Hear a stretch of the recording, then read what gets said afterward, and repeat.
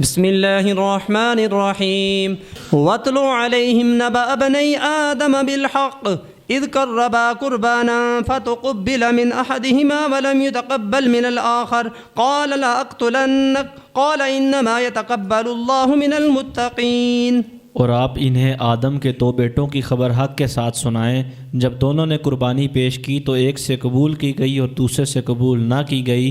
اس دوسرے نے اس سے کہا میں ضرور تجھے قتل کر دوں گا، اس پہلے نے کہا اللہ قبول فرماتا ہے صرف پرہیزگاروں سے۔ جی، حضرت آدم علیہ السلام کے دو بیٹے یہ کون تھے؟ حضرت ابن مسعود رضی اللہ تعالیٰ عنہ اور نبی کریم صلی اللہ علیہ وسلم کے بہت سارے صحابہ یہ فرماتے ہیں کہ ان میں سے ایک کا نام قابیل اور دوسرے کا نام حابیل تھا، اور قابیل بڑا تھا حابیل سے۔ یہ تفسیر طبری میں ہے 9150 حدیث نمبر۔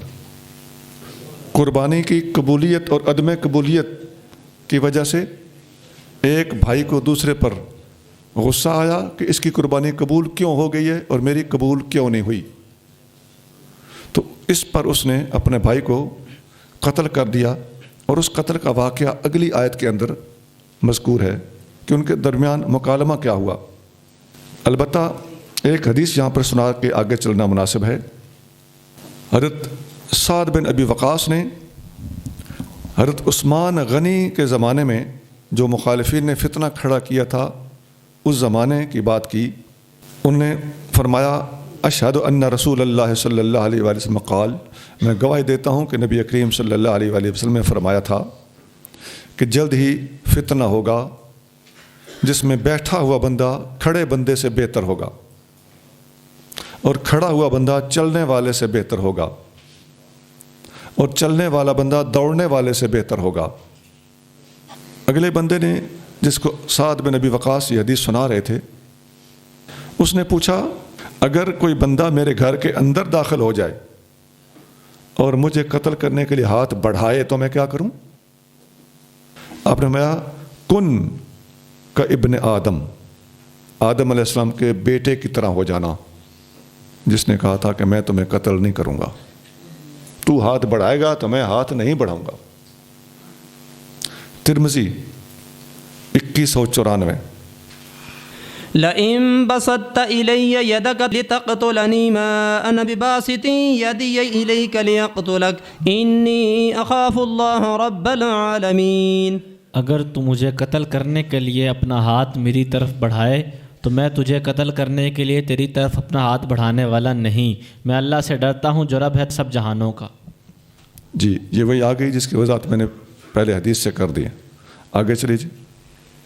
انی اريد ان تبوء باسمي واسمك فتكون من اصحاب النار وذلك جزاء الظالمین۔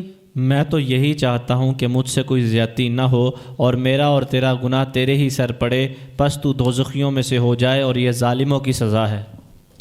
جس نے جوابی کارروائی نہیں کی اس نے کہا کہ میں نہیں چاہتا کہ میرے سر کوئی گناہ پڑے، میں چاہتا ہوں کہ یہ تیرے سر ہی رہے۔ آگے چلیے جی۔ فطوعت له نفسه قتل اخیہ فقتله فاصبح من الخاسرین۔ پس اسے آمادہ کر دیا اس کے نفس نے اس کے بھائی کے قتل پر، تو اس نے اسے قتل کر دیا تو ہو گیا وہ نقصان اٹھانے والوں میں سے۔ جی بالکل آسان ہے، آگے چلیے۔ فبعث الله غرابا يبحث في الأرض ليريه كيف يواري سوءة أخيه قال يا ويلتى أعجزت أن أكون مثل هذا الغراب فأواري سوءة أخي فأصبح من النادمين۔ تو اللہ نے ایک کوا بھیجا جو کریدتا تھا زمین کو تاکہ اسے دکھائے کہ وہ کس طرح چھپائے لاش اپنے بھائی کی۔ وہ کہنے لگا ہائے افسوس، کیا میں اس کوے کی طرح بھی نہ ہو سکا کہ اپنے بھائی کی لاش چھپا دیتا، تو وہ ہو گیا پشیمان ہونے والوں میں سے۔ بات آسان بھی ہے اور معروف بھی ہے، آگے چلیے جی۔ من اجل ذلك كتبنا على بني اسرائيل انه من قتل نفسا بغير نفس او فساد في الارض فكأنما قتل الناس جميعا ومن احياها فكأنما احيا الناس جميعا ولقد جاءتهم رسلنا بالبينات ثم ان كثيرا منهم بعد ذلك في الارض لمسرفون۔ اسی لیے ہم نے بنی اسرائیل پر لکھ دیا کہ جس نے بغیر قصاص کے یا زمین میں فساد پھیلانے کی سزا کے بغیر ناحق کسی کو قتل کیا تو گویا اس نے قتل کر دیا سب لوگوں کو، اور جس نے اسے بچا لیا تو گویا اس نے بچا لیا سب لوگوں کو، اور بے شک ان کے پاس ہمارے رسول چمکتی ہوئی نشانیاں لے کر آئے، پھر بھی اس کے بعد ان میں سے بہت سے لوگ یقیناً زمین میں ضرور حد سے گزرنے والے ہیں۔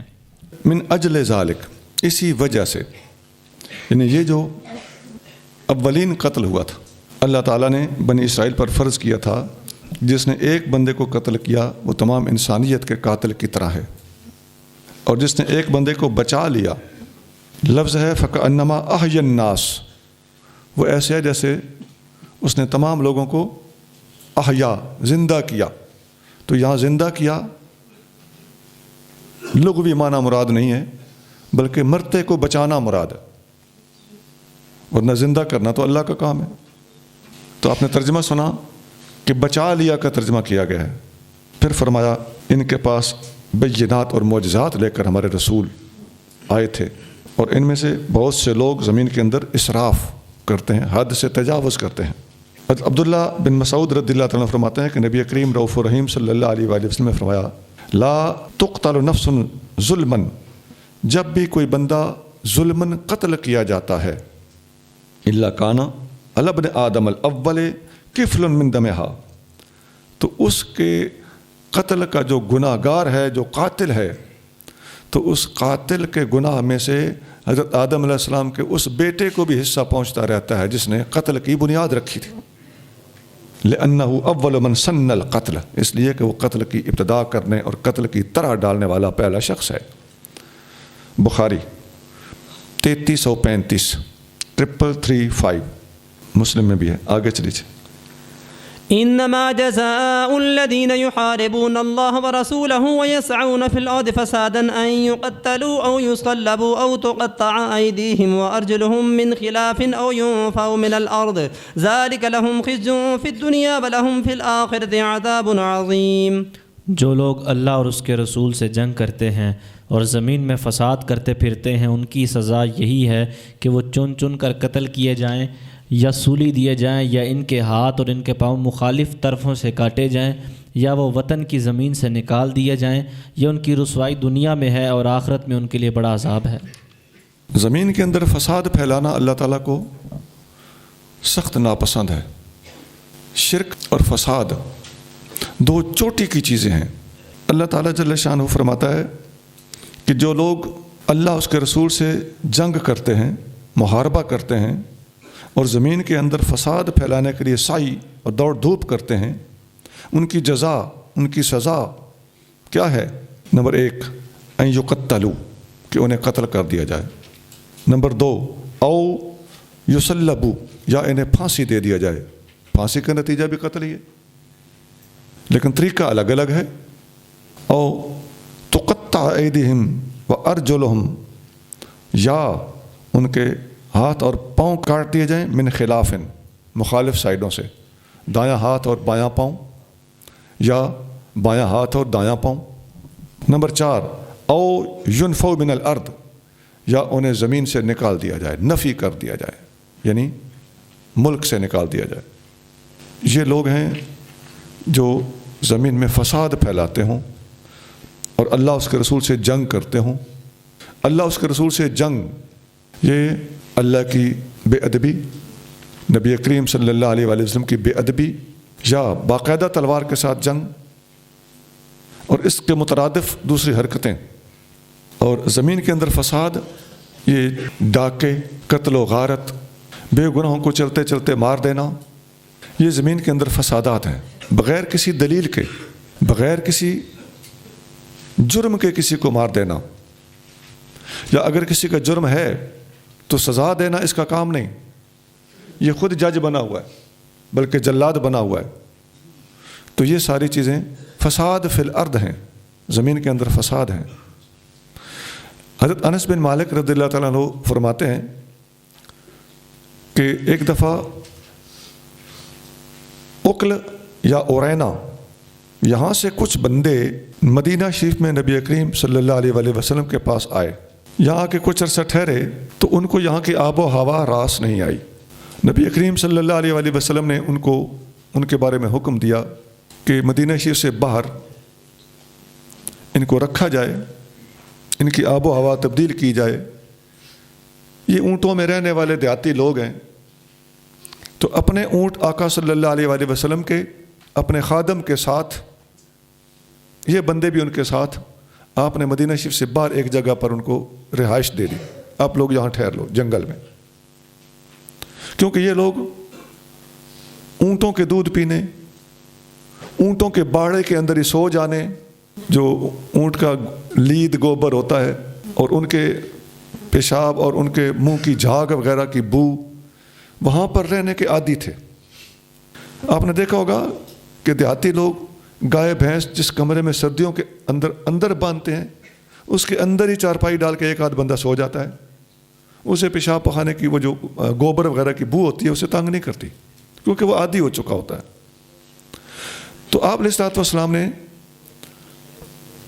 ان کے بارے میں یہ حکم دیا کہ اس قسم کی آب و ہوا کے عادی ہیں تو انہیں باہر بھیجا جائے۔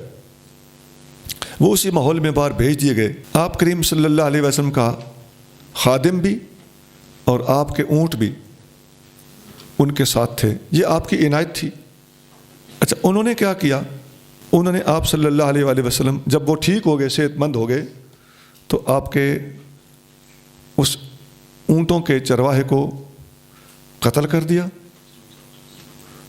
اور اونٹ لے کر بھاگ گئے۔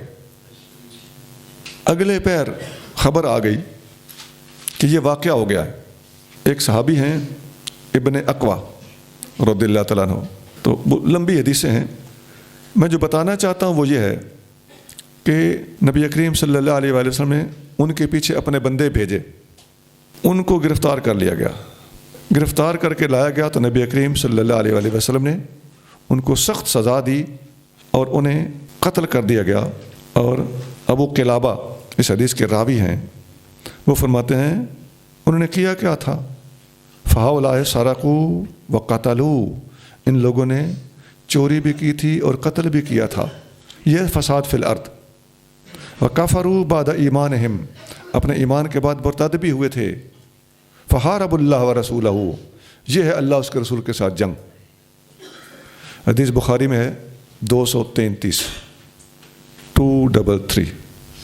حضرت عبداللہ بن یزید انصاری فرماتے ہیں کہ نہى النبی عن النہبہ والمسلہ، نبی کریم صلی اللہ علیہ وآلہ وسلم نے ڈاکہ مارنے سے منع فرمایا اور جنگ میں قتل ہونے والے دشمنوں کے ناک کان کاٹنے سے بھی منع فرمایا، اسے مسلہ کہا جاتا ہے۔ بخاری 2474 2474۔ آگے چلیے۔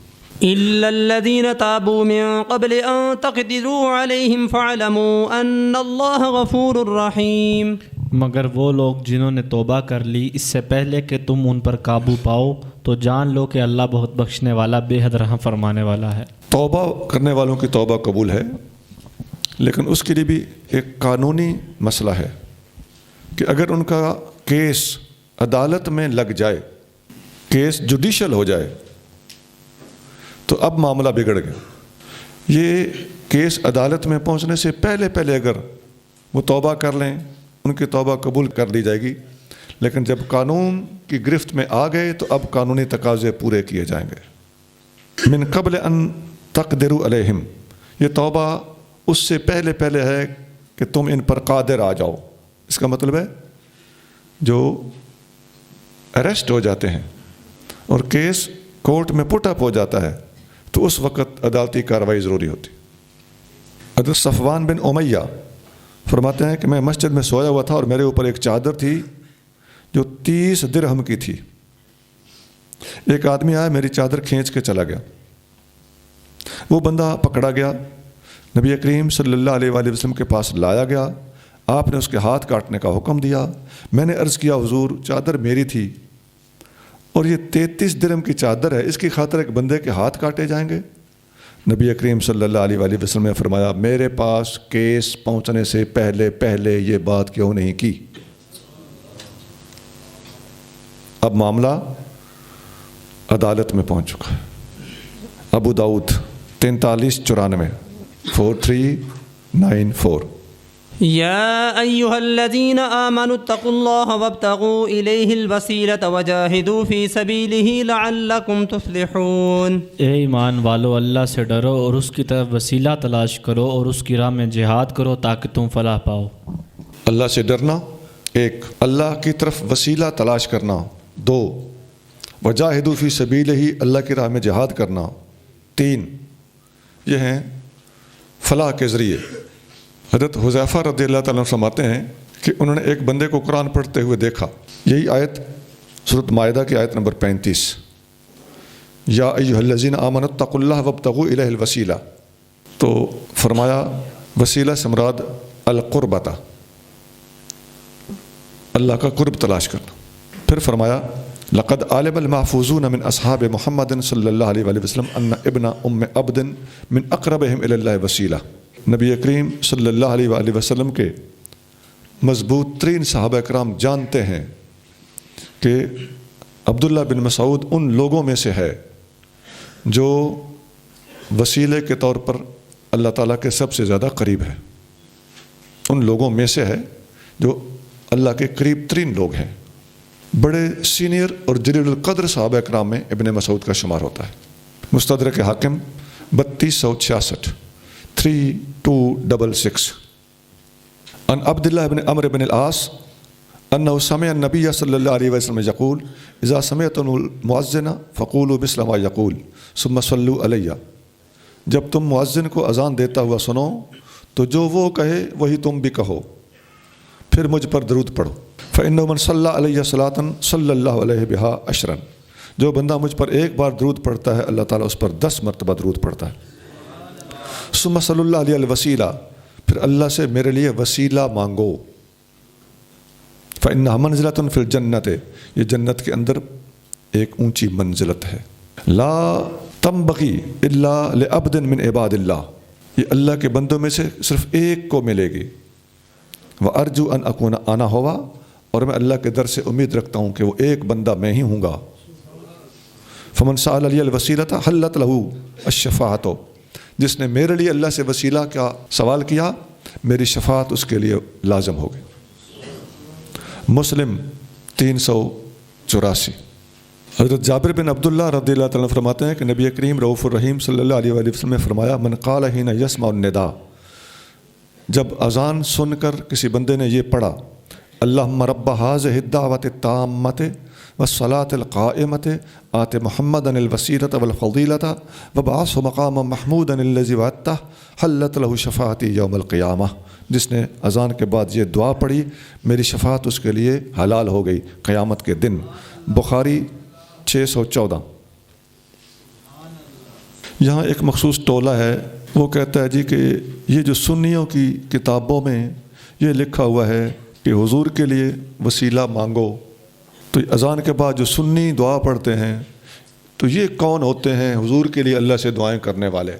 یہ وہ فتویٰ بازی ہے جو ان لوگوں کی عادت ہے، یا اس مزاج کے لوگوں کی عادت۔ بھائی تو پھر تو یہ سوال تو عام درود شریف پر بھی اٹھے گا کہ نہیں؟ اللہم صلی، ویسے یہ دعا ان کی اپنی کتابوں سے بھی ثابت ہے۔ ان الذين كفروا لو ان لهم ما في الارض جميعا ومثله معه ليفتدوا به من عذاب يوم القيامة ما تقبل منهم ولهم عذاب اليم۔ بے شک جنہوں نے کفر کیا اگر ان کے پاس وہ سب کچھ ہو جو زمین میں ہے اور اتنا ہی اس کے ساتھ اور بھی، تاکہ روز قیامت کے عذاب سے بچنے کے لیے اسے فدیے میں دیں، نہ قبول کیا جائے گا ان سے اور ان کے لیے نہایت دردناک عذاب ہے۔ یہ کافر اگر قیامت کے دن ساری کی ساری زمین کے اندر پائی جانے والی دولتوں کو بھی اپنی جان چھڑانے کے لیے پیش کریں تو یہ قبول نہیں کی جائے گی۔ حضرت انس بن مالک رضی اللہ تعالیٰ عنہ فرماتے ہیں کہ نبی کریم صلی اللہ علیہ وآلہ وسلم نے ارشاد فرمایا قیامت کے دن دنیا کا ایک امیر ترین آدمی عیش و عشرت کر کے آنے والا بندہ بلایا جائے گا، وہ جہنم میں ہوگا اور اس کو بلایا جائے گا، اس سے کہا جائے گا کہ جہنم میں اپنی انگلی جیسے ڈال، اس کی انگلی جہنم میں ڈالی جائے گی تو اب اس پر سوال ہوگا، اتنی وہ تکلیف پائے گا، انگلی ڈلی واپس آ گئی، उससे पूछा जाएगा तुमने कभी कोई सुख भी देखा है? उस उंगली की वजह से इतनी अजियत हो रही होगी कि सारी पूरे दुनिया के जो उसने 60-70 साल ज़िंदगी ऐशो इशरत में गुजारी थी सारी भूल के कहेगा कि मैंने सुख नाम की कोई चीज़ नहीं देखी। फिर एक और बंदा बुलाया जाएगा जो दुनिया के अंदर बहुत गरीब था और वो इस वक्त जन्नत में होगा। उसे बुलाया जाएगा और उसे कहा जाए कि अपनी उंगली जन्नत के अंदर कर और बाहर निकाल ले। वो जन्नत के अंदर करके बाहर निकाल के इतनी लज्जत और खुशी महसूस करेगा। उससे पूछा जाएगा दुनिया के अंदर बड़ा दुखी रहा था, गरीब, बीमार, तंगदस्त, लेकिन जन्नत के अंदर एक उंगली करके बाहर निकालेगा। पूछा जाएगा तुमने कभी कोई दुख देखा है? कहेगा मैंने तो आज तक दुख देखा ही नहीं। मतलब क्या है? जहन्नम में उंगली डालने वाले को सारे सुख भूल जाएंगे और जन्नत में उंगली डाल के बाहर निकाल लेने वाले को सारे दुख भूल जाएंगे। ये जन्नत की अहमियत, वैल्यू और उसके अंदर जो अल्लाह ताला ने नेमतें रखी हैं उनकी इंतहा बताने के लिए नबी पाक अलैहिस्सलाम ने ये मिसाल दी और वाक़या सुनाया कि ऐसा होगा। मुस्लिम शरीफ 2807 2807। आगे चलिए। युरीदून अन यखरुजू मिनन नार वमा हुम बिखारिजीन मिनहा वलहुम अज़ाबुम मुक़ीम। वो चाहेंगे कि किसी तरह दोज़ख की आग से निकलें और वो उससे ना निकल सकेंगे और उनके लिए दायमी अज़ाब है। आसान आयत है जी। आगे चलिए। वस्सारिक़ु वस्सारिक़तु फ़क़्तअू अयदियहुमा जज़ाअन बिमा कसबा नकालन मिनल्लाह वल्लाहु अज़ीज़ुन हकीम। और जो मर्द या औरत चोरी करें तो उनके दाएं हाथ काट दो, ये उनके करतूत का बदला इबरतनाक सज़ा है अल्लाह की तरफ से और अल्लाह बड़ा गालिब है, निहायत हिकमत वाला। चोर की सज़ा हाथ काटना है, खा मर्द हो या औरत। हज़रत अबू हुरैरा रज़ियल्लाहु तआला अन्हु नबी करीम रऊफ़ुर रहीम सल्लल्लाहु अलैहि वसल्लम से रिवायत करते हैं, फरमाया लान अल्लाहु सारिक़ा, अल्लाह की लानत हो चोर पर।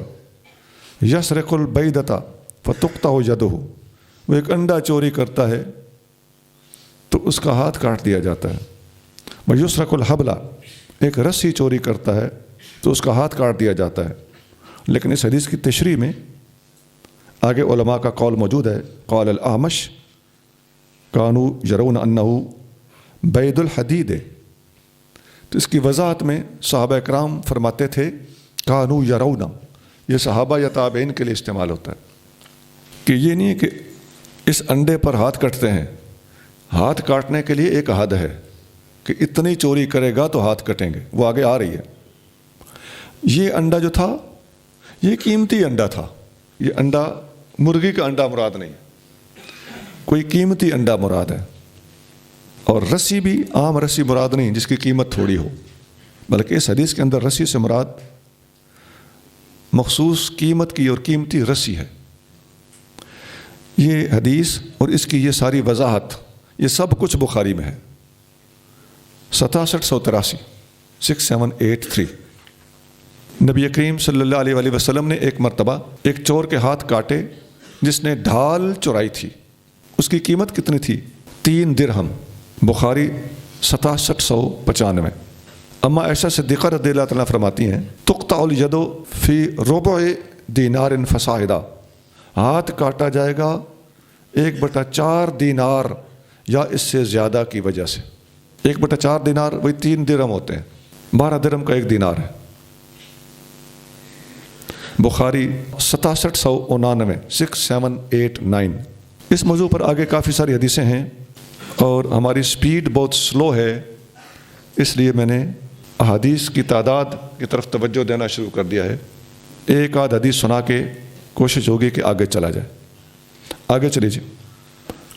किताब जब छपेगी तो इंशाल्लाह आप लोगों के पास सारी हदीसें पहुंच जाएंगी इंशाल्लाह। फमन ताब मिन बअद ज़ुल्मिही वअस्लह फ़इन्नल्लाह यतूबु अलैहि इन्नल्लाह गफ़ूरुर रहीम। फिर जिसने अपने जुल्म के बाद तौबा की और वो इस्लाह पजीर हो गया तो बेशक अल्लाह उस पर रुजू बरहमत होगा, बेशक अल्लाह बहुत बख्शने वाला बेहद रहम फरमाने वाला है। जिसने तौबा की अपने जुल्म के बाद और इस्लाह पजीर हो गया من تابا جس نے توبہ کی کس چیز سے؟ من السرقت چوری سے، من بعد ظلم ہی اپنا ظلم کر بیٹھنے کے بعد یعنی چوری کر بیٹھنے کے بعد، وہ اصلح اور اصلاح پا گیا یعنی چوری کا سامان اس نے واپس کر دیا تو اس کو معافی ہے، لیکن کب؟ جب تک عدالت میں کیس نہیں جاتا۔ ألم تعلم أن الله له ملك السماوات والأرض يعذب من يشاء ويغفر لمن يشاء والله على كل شيء قدير۔ اے مخاطب، کیا تو نے نہیں جانا کہ بلا شبہ اللہ ہی کے لیے ہے ملک آسمانوں اور زمینوں کا، جسے چاہتا ہے عذاب دیتا ہے اور جسے چاہتا ہے بخش دیتا ہے، اور اللہ جو چاہے اس پر قادر ہے۔ اے مخاطب کا ترجمہ اس لیے فرمایا کہ بظاہر تو نبی کریم صلی اللہ علیہ وآلہ وسلم کو خطاب ہو رہا ہے، لیکن حضور کے وسیلے سے سنانا امت کو مقصود ہے اور لوگوں کو بتانا مقصود ہے۔ تو اے مخاطب بالکل صحیح ترجمہ ہے۔ الم تعلم، کیا تو نہیں جانتا؟ ان اللہ لہ ملک السماوات والارض، کہ اللہ کی ملکیت ہے جو کچھ آسمانوں میں ہے اور زمین میں ہے، جسے چاہتا ہے عذاب دیتا ہے، جسے چاہتا ہے بخش دیتا ہے، یعنی توبہ قبول کرنا اس کی اپنی مرضی ہے، خواہ مخواہ عذاب نہیں دیتا۔ گناہ گار کی بات ہو رہی۔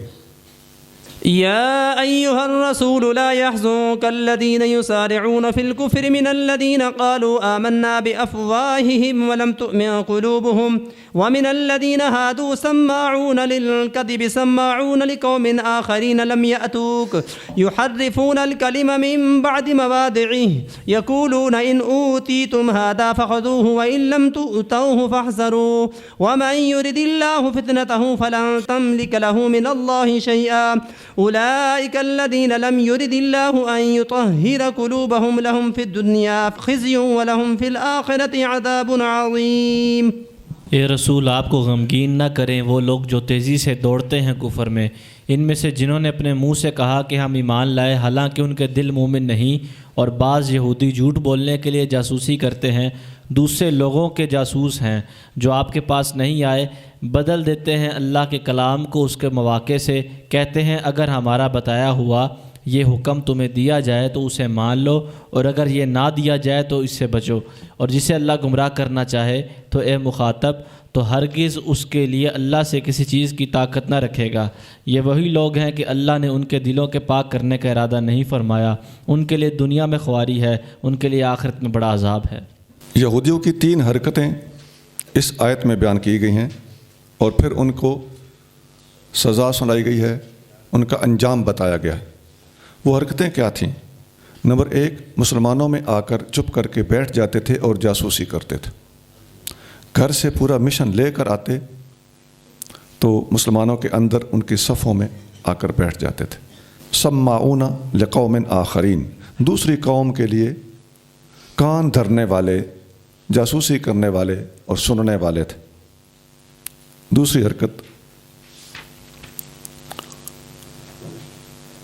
یحرفون الکلم من بعد مواضعہ، اور جو آپ کا فرمان سنتے تو اس کے الفاظ میں ہیرا پھیری کر دیتے تھے، صحیح آگے واپس جا کر بات نہیں بتاتے تھے۔ نمبر 3، اپنوں کو کہتے تھے، آپس میں ان کی گٹ مٹ ہوتی تھی کہ اے یہودیو اپنا عقیدہ مضبوط رکھو، اس کے مطابق جو بات ہو رہی ہو اسے لے لینا، اس کے مطابق جو نہ ہو رہی ہو، قرآن ہے تو ہوا کرے، ان کا ہے وہ تم نے قبول نہیں کرنی۔ یہ تینوں باتیں جی صراحتاً اس آیت کے اندر مذکور ہیں۔ اب یہودی اس کے نتیجے میں کس چیز کے حقدار بنے؟ وہ ہے یہی وہ لوگ ہیں کہ اللہ تعالیٰ انہیں پاک ہی نہیں کرنا چاہتا۔ دنیا کے اندر بھی ان کے لیے رسوائی ہے اور آخرت میں ان کے لیے عذاب عظیم ہے۔ سماعون للكذب اکالون للسحت فإن جاءوك فاحكم بينهم أو أعرض عنهم وإن تعرض عنهم فلن يضروك شيئا وإن حكمت فاحكم بينهم بالقسط إن الله يحب المقسطين۔ جاسوسی کرنے والے ہیں، جھوٹ بولنے کے لیے بڑے ہی حرام خور ہیں۔ تو اگر وہ آپ کے پاس آئیں تو آپ کو اختیار ہے کہ ان کے درمیان فیصلہ فرمائیں یا ان سے منہ پھیر لیں، اور اگر آپ ان سے منہ پھیر لیں تو وہ آپ کو کچھ بھی ضرر نہ پہنچا سکیں گے، اور اگر آپ ان کے درمیان فیصلہ کریں تو عدل کے ساتھ ان کا فیصلہ فرمائیں، بے شک اللہ عدل کرنے والوں کو محبوب رکھتا ہے۔ یہ آیت نمبر 42 ہے۔ حضرت ابن عباس رضی اللہ تعالیٰ عنہ فرماتے ہیں کہ یہ آیت، اس کے جو یہ الفاظ ہیں نا، فاحکم بینہم او اعرض، باقی آیت کی بات نہیں ہو رہی، یہ جھوٹ کو پسند کرنے والے، بڑے ہی حرام خور، یہ ساری باتیں محکم ہیں۔ لیکن یہ جو الفاظ ہیں کہ ان کے درمیان اگر ان کا کوئی کیس مقدمہ آپ کے پاس آئے تو ان کے کیس کو ڈیل کریں یا نہ کریں، یہ آپ کی مرضی ہے۔ یہ الفاظ منسوخ ہیں۔ اللہ نے کس آیت سے منسوخ کیا؟ وہ یہ ہے وَأَنِحْكُمْ بَيْنَهُمْ بِمَا أَنزَلَ اللَّهُ وَلَا تَتَّبِعْ أَهْوَاءَهُمْ، کہ جو آپ پر اللہ نے نازل کیا ہے اس کی روشنی میں ان کے درمیان فیصلے کریں۔ اس آیت میں کیا ہے؟ کریں نہ کریں آپ کی مرضی ہے۔ اب حکم دیا گیا کہ آپ نے فیصلے ضرور کرنے ہیں۔ یہ تھوڑا آگے چل کے آیت آ رہی ہے، آیت نمبر 49۔ اس آیت نے اس آیت کے ان الفاظ کو منسوخ کیا۔ مستدرک حاکم 3267 3267۔ ایک حدیث میں آتا ہے کہ حضرت عبداللہ بن عباس رضی اللہ تعالیٰ عنہ فرماتے ہیں نذیر اور قریظہ یہ دو قبیلے تھے۔ نذیر قریظہ سے افضل تھے، افضل سمجھے جاتے تھے، مالدار ہوں گے، اولادیں زیادہ ہوں گی، افراد زیادہ ہوں گے، اسلحہ زیادہ ہوگا۔ تو جب کوئی بندہ قریظہ میں سے مارا جاتا اور نذیر اسے قتل کرتے تو قریظہ کا بندہ بدلے میں قتل ہوتا تھا۔ لیکن اگر اس کے برعکس ہوتا اور نذیر کا بندہ مارا جاتا اور قریظہ کا بندہ اسے مارتا تو نذیر چونکہ تگڑے تھے لہٰذا وہ کوئی تھوڑا سا دیت مختصر سی انہوں نے رکھی ہوئی تھی، وہ دے کر اس بندے کو چھوڑ دیا جاتا تھا۔ وہ کھجور کے 100 وسق تھے، 100 اس زمانے کے ٹوپے کہہ لیں۔ جب نبی کریم صلی اللہ علیہ وآلہ وسلم کی بعثت ہوئی تو بنی نذیر کے ایک بندے نے قریظہ کے ایک بندے کو قتل کر دیا۔ اب نذیر کا بندہ پھنس گیا، جو تگڑے تھے۔ نذیر والوں نے کہا کہ قریظہ والا قبیلہ اپنا بندہ ہمارے حوالے کرے، تو قریظہ نے کہا کہ بیننا و بینکم النبی، ہمارا اور تمہارا فیصلہ یہ نبی کریں گے صلی اللہ علیہ وآلہ وسلم۔ فاتوہ، نبی کریم صلی اللہ علیہ وآلہ وسلم کے پاس وہ حاضر ہو گئے تو اس وقت یہ آیت نازل ہوئی ان حکمت فاحکم بینہم بالقسط، جب آپ ان کے درمیان فیصلہ کریں تو انصاف کے ساتھ فیصلہ کریں۔ الفاظ ہیں ان حکمت، اگر فیصلہ کریں، چونکہ آپشن دیا گیا تھا نبی کریم صلی اللہ علیہ وسلم کو کہ آپ کریں یا نہ کریں، تو فیصلہ کرنے والی صورت میں انصاف کا حکم دیا گیا ہے، اور ظاہر ہے حضور صلی اللہ علیہ وسلم نے انصاف پہلے بھی کرنا ہی تھا، تو اس آپشن کو اڈاپٹ کر لینے کی وجہ سے اللہ تعالیٰ نے یہ وضاحت فرما دی ہے۔ یہ ابو داؤد شریف میں حدیث ہے 4494 4494۔ حضرت عبداللہ بن عمرو بن عاص رضی اللہ تعالیٰ عنہ روایت کرتے ہیں کہ رسول اللہ صلی اللہ علیہ وآلہ وسلم نے فرمایا لعن رسول اللہ صلی اللہ علیہ وسلم الراشی والمرتشی، نبی کریم صلی اللہ علیہ وسلم نے رشوت لینے والے اور رشوت دینے والے دونوں پر لعنت فرمائی۔ ابو داؤد 3580 3580۔ سبحان ربک رب العزت عما یصفون وسلام علی المرسلین والحمد للہ رب العالمین۔